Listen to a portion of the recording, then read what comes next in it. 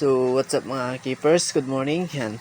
Pakain na naman tayo ng BBS, Yan lang tayo mag-harvest. Then, yan. Makikita nyo yung mga gumagalaw na maliit. Yan na yung mga na-hatch. Then, ito naman yung mga binalatan niya, Ito yung binalatan.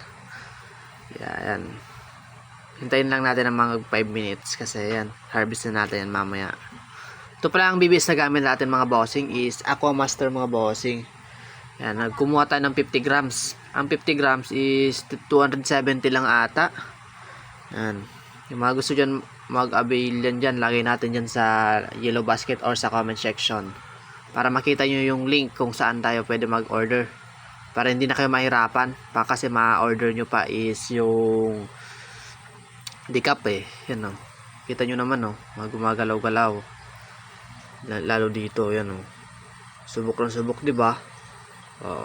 270 mo, mapapakain mo na yung mga fry mo yan, mga fry natin. Lumaki na. Yan. Yung mga fry natin. Daming fry ng PKBM natin. Plus meron pa tayo dito. Diyan. Dami.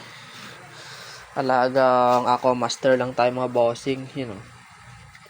Kaya food trip muna tayo ng ating mga isda.